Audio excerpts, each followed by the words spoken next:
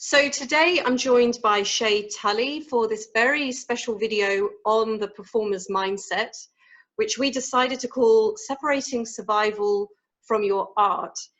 And wherever you are in your performing journey, and whatever you do actually as a performer, whether you're a singer, an instrumentalist, a dancer, an actor, it doesn't really matter. I guess if you're standing in front of an audience, all of this will be really valuable to you. So welcome, Shay, first of all.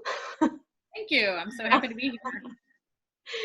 So Shay and I have both studied and continue to study Carl Jung's transformational work and are both certified Jungian coaches, as well as professional musicians. And we've both used this work in our own lives and continue to do so, as well as helping our clients. So, Shay, you have a Bachelor of Music degree in oboe performance, as well as a Bachelor of Music Education degree in instrumental music. Yeah. In addition, you have a Master of Music degree in oboe performance from Louisiana State University. You've played oboe in the Baton Rouge Symphony Orchestra for more than 20 years and have been teaching for the past 15 years. But you also enjoy playing the piano, ukulele, and other acoustic instruments and singing. For those people that don't know much about Carl Jung, he was a Swiss psychologist, and a lot of his work was around the analysis of the human psyche. And it's really, really fascinating, and I've personally found it utterly transformational in every aspect of my life. And no more so than being a performer, and some of the things that I'm now doing that I never dreamed I would be doing 3 years ago. A big part of his work was around the ego, the persona, and the shadow. Do you want to tell us a little bit about the ego?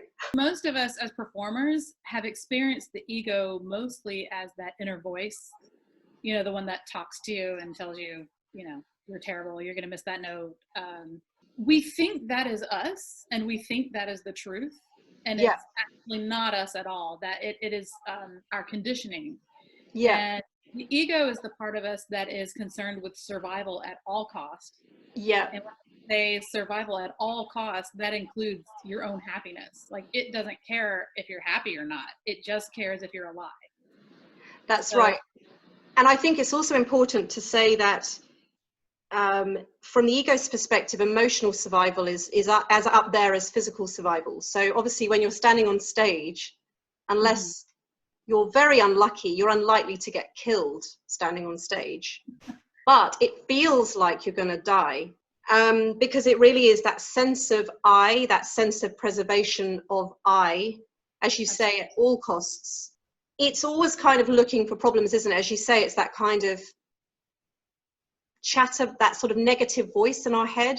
Yeah, I'm not sure if it distinguishes between a physical danger and an emotional danger. Like, I think it just thinks danger. Your survival is at risk. Get away from that. Yes. Causes this anxiety. I mean, I know some performers literally feel like they want to leave the stage. It kind of evokes fight or flight syndrome. Yes. And again, it's all in your mind, but it feels very real when it's happening. Well, how does it show up for you? Oh, for me, when I'm like having a performance anxiety situation. Yes.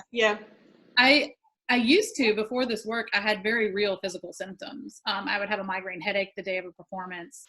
I would have stomach issues that would just miraculously go away the next day. I have to be very careful about what I ate on a performance day. When I first started, I first got my first professional playing job when I was 18. So I was very young and I was not prepared for it. And I used to actually get physically ill before the concerts as well. And yeah, just this unrelenting anxiety, this fear that I'm going to mess the whole thing up. That, you know, this will be the last concert I ever play. You know, 20 years later, I still feel like that. And that's a really important point, I think, because I think many people think, well, when you've been doing this for years, you see people on stage and you think that they've got it all together, but that's not the case. I think you just get better at dealing with it versus it just disappears. Right. Yeah, it's still there. I'm just better at knowing when to listen to it and when to ignore it. Like Yeah. I feel it like it's kind of like a fire alarm. Sometimes a fire alarm goes off and you don't think, oh my gosh, I'm gonna die, I better jump out the window. You Yeah. think, okay, is there really a fire? Okay, there's no fire, I'm not in danger. Then you can kind of go about your business, even though that alarm is still going on and it's kind of annoying. Yes. So I kind of think of the ego as like that. It's freaking out, it's saying danger, danger, danger. And there's a part of you that knows, okay, I'm not actually in danger. Yes. I'm going to go and play this performance and I'm going to ignore you. Let's talk a little bit more about why performing is such a threat to the ego. Like what is it really scared of? Well, I think, especially in my case too, Yeah. a lot of us have our whole identity wrapped in I'm an oboist.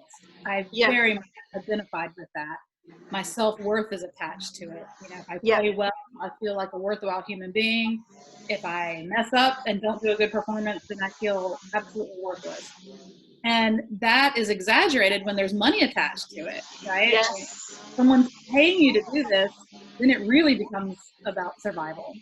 And so what the ego does very cleverly is it creates a persona to help Mm-hmm. us manage all of this that we're dealing with internally, which it doesn't want the audience to see. Or I know we've spoken about this before, there could be important people in the audience that you're trying to impress for sort of future opportunities, and in your case, because of all the professional work that you've done as well over the years. So the persona then is really interesting, and this was a big part of Jung's work too, and we all have an ego. I think that's really important to say. Yeah. I think often that word can get thrown around in our society as you're really full of yourself, but actually we're all full of ourselves to some extent, even if we pretend that we're not. And so we create these personas, and we have we have different personas, don't we, for different parts of our lives. But as we're talking about performing, so we have a performing persona. Mm-hmm. Do you want to talk a little bit more about the persona as a performer from your perspective as well? Yeah, it's interesting you bring that up because as a music teacher as well, I feel like a lot of my time is spent teaching my students how to put on a persona, a musician Yes. persona. You have Yes. to act calm and cool. You have to have the stage presence. If you miss a note, you can't show it. You have to have your poker face, and it's not about missing a note. It's about the recovery and can you go on. Yes, very When true. you're finished, even if you think you did terribly, you have to bow and act like it was, it's half, Pretend it didn't happen. exactly, it's half playing the part of the musician and half the actual performance, right? Yes. Yes. So I think we all learn these things, ways of being when we're on stage. Sometimes that persona can also be, depending on where you've grown up and your sort of environment, it could be that you don't want to shine too much. And that was always my thing, that it's not okay to shine too much. So I spent my life hiding behind many people on stage. I'd be part of big choirs or big vocal groups, or I'd always have lots and lots of other people on stage with me, because who am I to stand on stage as a soloist and shine? And so sometimes I think it can even go the other way. From the ego's perspective, the audience is a threat. The audience is separate. And this was one of the huge shifts for me personally. I used to think that I really bought into this idea that the audience was separate to me and I somehow had to win them over. Mm-hmm. But through this work of working with my mind and this absolutely fascinating work with the psyche, the thing that I have really learned is that we're all connected, and the audience is just a part of your mind. And so when you don't get that response that you think you should, it's a part of you that you're seeing. So actually it gives you that power to then go on stage, and because the power comes back to you in terms of you see what you believe, but you might not be conscious of it. That's the interesting thing. Right. That's that whole, it appears as if it's coming from outside of you. Yep. Actually reflecting your own insecurities that you're not Yes. addressing. Yes.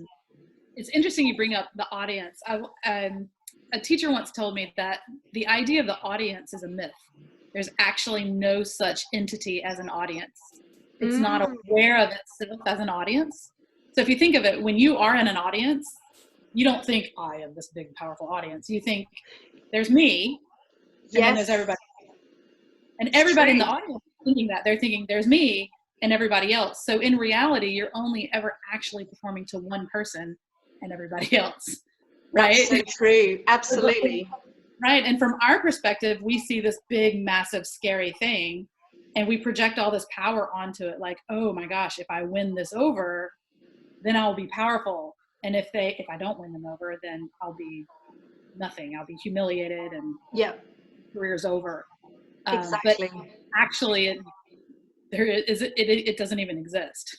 It's almost like we feel like we have to prove that we deserve to be on the stage. Yes. Like, and as you say, yeah, particularly if you're professional and you're being paid, or in my case, you're charging for tickets or something, it's like, okay, prove to me you can sing, or prove to me you can play your oboe. But here's what's so interesting about that. There is an assumption on the part of the audience member that, of course, you're worth it. I bought a ticket for you. Yes. They have already assumed that you're worth it. And actually something has to go really, really, really wrong for them to doubt that. That's true. So if you see it from that perspective, it's really interesting, because we're thinking we have to win them over, and they're just like, well, we're here to hear you. And unless something really awful happens, we're gonna enjoy it and just assume that you deserve to be on stage because someone hired you and put you on stage. I think the important thing is that obviously you can't control an audience, because it depends on how many people there are, but even if there was 5 people, you can't control anyone else. You can only control your own mind, your own thoughts, your own reactions to people. And so when you are going into a performing situation, whether you're conscious of it or not, but you're trying to kind of prove your worth, win them over, impress them, make them like you, it's basically a lose-lose situation. And I do believe that's where a lot of the anxiety comes from. Mm-hmm. Yes, I agree, because either way you lose. So if you don't win them over, well, that's terrible.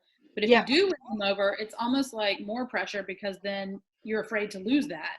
Yes. And then you're under more pressure to keep performing at that level. That's and right. What happens if you let your guard down? That's right. The fear of losing what you've worked so hard to win.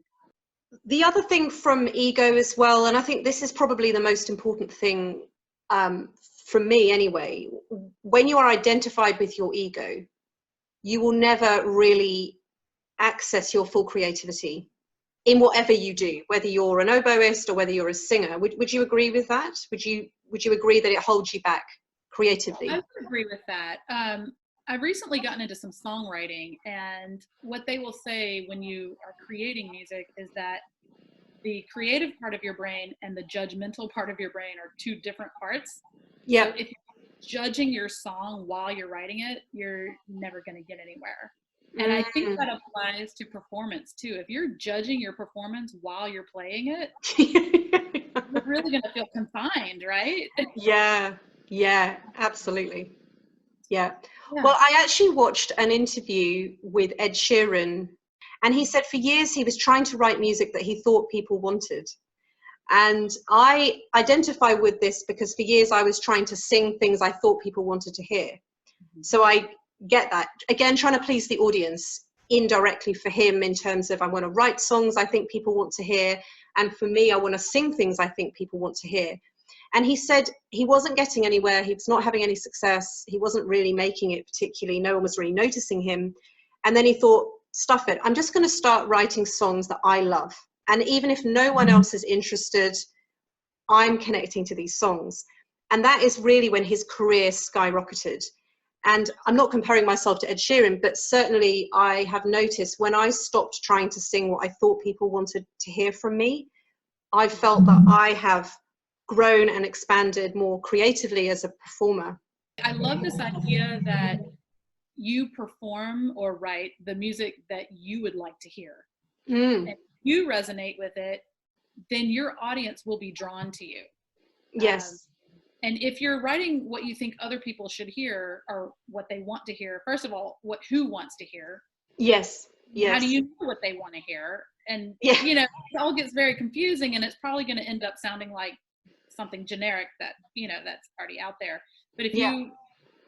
you focus on what you love, Yes. somebody else may hate it, and that's okay, but your audience will be drawn to you, and they will never be drawn to you if you don't do what you love. That's right. Yeah, well, they certainly won't be. Well, see, again, I think this is where that ego sort of, which we're going to come to in a minute, the sort of the true part of ourself, the self with the big S. For me, it was me being attached to that ego of this is what I have to do for people to like me, for people to approve of me, for people to come and watch me. And I guess Ed Sheeran perhaps doesn't have this language to put to it, but as far as I'm sort of seeing, it's a similar pattern of doing, you know, coming from ego and doing what is going to make you more liked versus doing what you are really truly here to do and what connects to your heart, I suppose, ultimately. The other thing about the persona, which I mean, we won't go into it in great depth, but Jung talked about the persona and then the shadow. So whatever you try and uphold as your persona, you then have to push the opposite away into your unconscious. And so by definition, it's unconscious. We don't know that we're doing it. The only reason we start to kind of get a sense of what might be in there is the things that trigger us, that upset us, that make us angry, that frustrate us. And that's pointing to that aspect of ourselves. And so the interesting thing is that you may think, well, who cares? If I pushed it in the shadow, it doesn't matter. But we know. Do you want to talk a little bit about what happens when you are spending a lot of energy pushing stuff into the shadow unconsciously? Oh, I love the shadow. My favorite. So fascinating. So yeah, so the ego thinks it got rid of that. So like for me, I really wanted to come across as competent as a musician. Yes. You know? Like I wanted people to know that I knew what I was doing and I'm well trained and all this. Yeah. So I guess incompetent is in my shadow. Join the club. Right?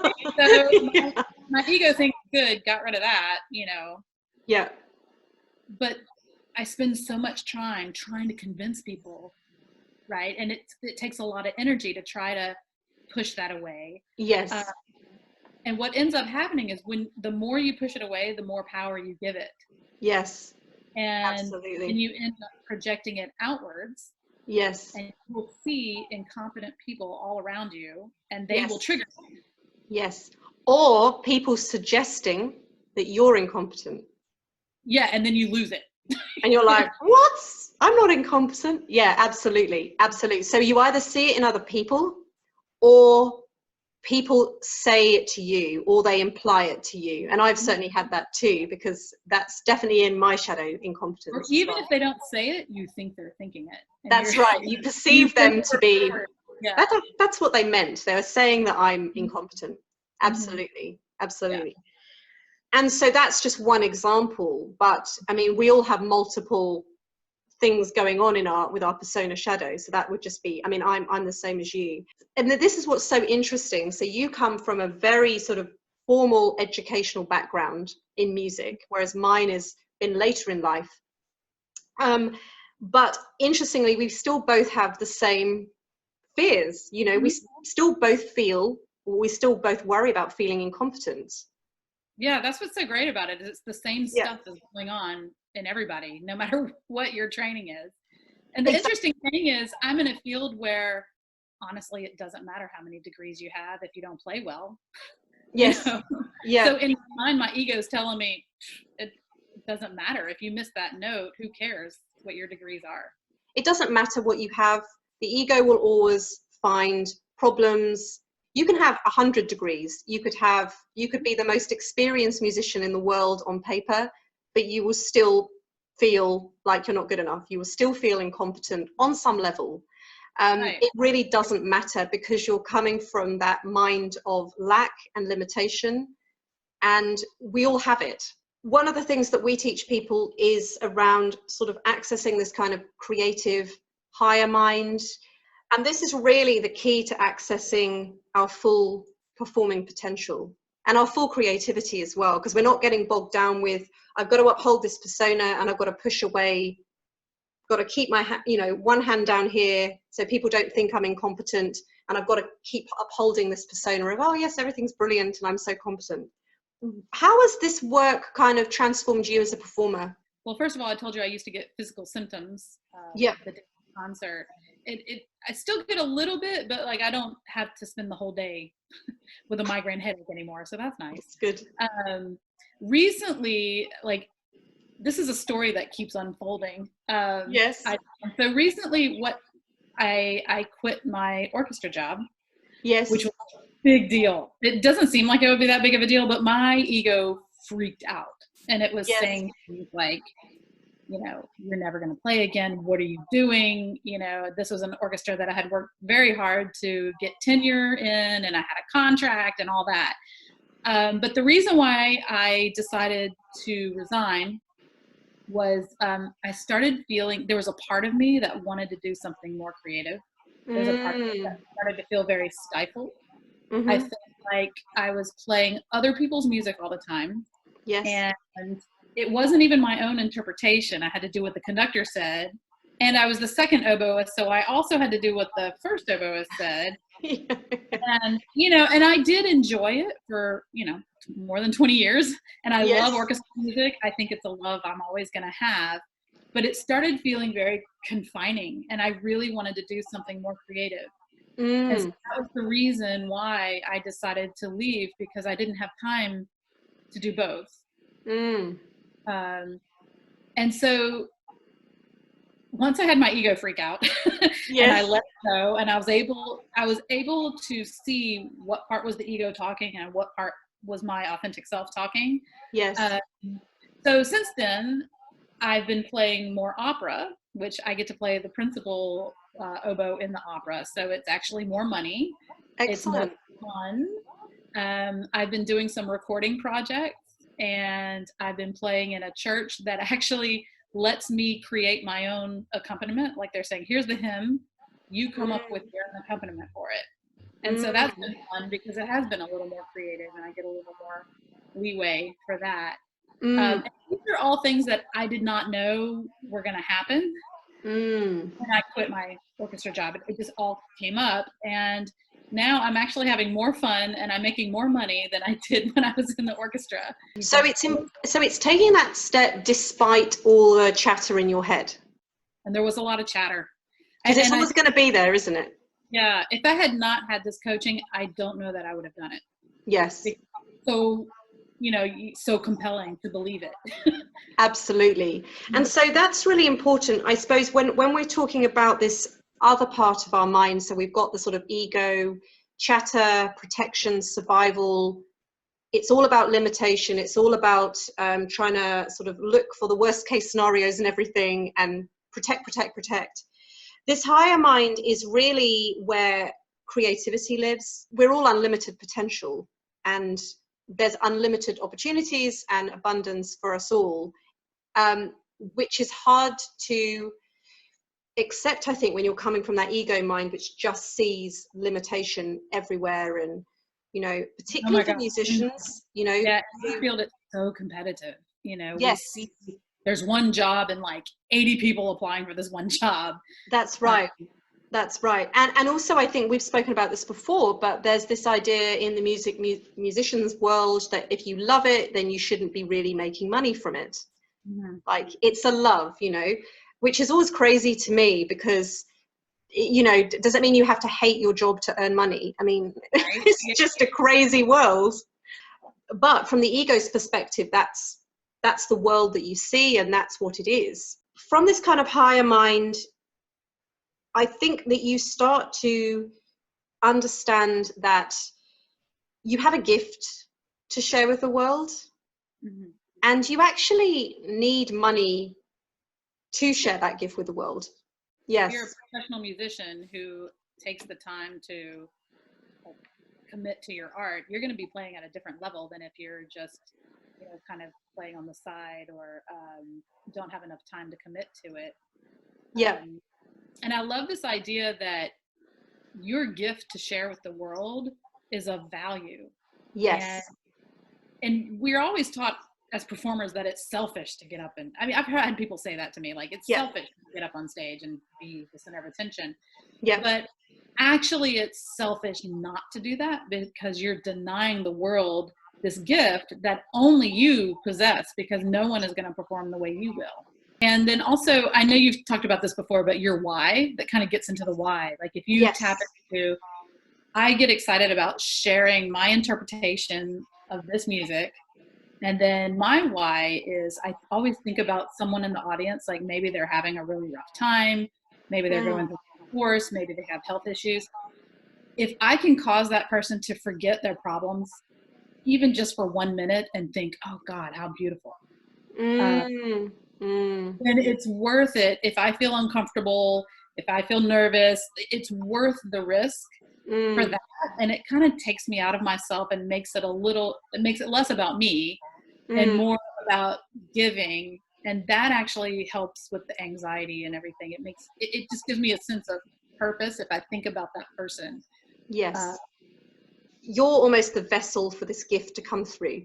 And it's about focusing on the fact that you have this gift and why you're sharing it. If you took away all the kind of ego desires for approval and validation and people will like me, or, you know, all of that, why are you doing it? And I think it's worth spending some time to focus on that, because what we tend to do is just focus on trying to, in my case, you know, hit all the notes perfectly, don't forget the words. You're so totally in your head, you're just not even connected to the music. And so coming back to what you said at the beginning, I think when we start to kind of see that there's this other part of our mind outside of this ego limitation survival mind, it starts to open our mind to possibilities. We start to see things, because when you're in this mind of this is all that's possible, I could never earn much as a singer because no one will ever pay me, I could never play the kind of music I want because I'll never get a job doing that. That's actually what you see when you really buy into those beliefs. And so you don't notice opportunities. But when you just start to shift it, as our coach says, 51%, it doesn't have to be, you don't have to fully believe it, but just to start to sort of see that actually the world is full of opportunities, and our mind has a confirmation bias, and we will see what we want to see in a way. And your examples of, you're now doing a lot more creative projects since you've opened your mind to there's more outside being in an orchestra. Right. And it was always there, I just didn't see it. Exactly. There's also this I guess perception I had that somebody external to me had to give me the job. Like it was up to them whether I played or not. And I've been able to make my own opportunities. Like I started a YouTube channel, and I've actually gotten gigs through the YouTube channel. And that all came from, I decided to do it. It wasn't like an external person hired me. It just, you know, I approach people, like I find out if they needed there's a place that wanted a brunch musician. And I just responded, and they said, well, do you have a sample of your playing? And I said, yes, I have a YouTube channel. They watched it and they were like, yes, okay. And I've done several gigs that way. And that is not dependent on anybody external. That's something you just do. And I never really explored that before. I didn't really see that. But also it's important to remember that the external opportunities you're seeing are always a reflection of your mind anyway. And so, you know, we are... If you believe they're there, they will show up. That's right. That's right. And if you are not getting many opportunities, or you're not earning very much money from it, or I know, and so many people buy into, you know, that it's a hobby and you've got to have a proper job. Oh yes, let's talk about shadow careers, shall we? How many frustrated performers do you know that they believe, oh well, I'm never going to make a living doing this, so they get a real job and they spend their life resenting it. Absolutely. And they're miserable. If you don't. Yeah, you're miserable either way, right? That's right. That's right. So I think it's important to understand, I mean, you know, that you're going to see what you believe. And so if you don't believe there's opportunities out there, if you don't believe you can make money from music, then you won't, because you won't see the opportunities. You won't ask for higher rates. And as you've sort of said too, and I was very similar, like I've just created my own opportunities. which means then I can choose how much I earn because I set the ticket prices. That's amazing. I'm impressed that you've done that. So if you can't see opportunities, create your own. And you don't, and I was the same. I used to go through the music pages looking for singing opportunities and used to get really frustrated because there was nothing, or the ones that I found were kind of what I wanted to do, but they didn't really excite me. So I never found my feet for a long time I felt very, very frustrated for many years. And then one day, through starting all this union work, I just decided I'm just going to do my own thing. I mean, why didn't I do this before? Well, I know why I didn't do it before, but it's like, why didn't I do this before? You can create outside this kind of limited pattern that we've all been sort of conditioned to believe is possible. Mm-hmm. Yes, and the world will tell you you can't make money as a musician. So I think there's a point at which you need to not believe the world. And yes, I love this idea of asking, what if I can? Back to you're saying 51%. Like, you don't have to believe it 100%, but just think, well, what if I can do it? Like, just what if the positive, and just see what happens. About when you do start to step out and you think, okay, I'm going to go and do my own concert, you will experience pushback in some shape or form. And the resistance could show up in my case of band members pulling out. My show went massively over budget because I didn't really know what I was doing. So I had to kind of hire in all this equipment that I didn't even know I needed.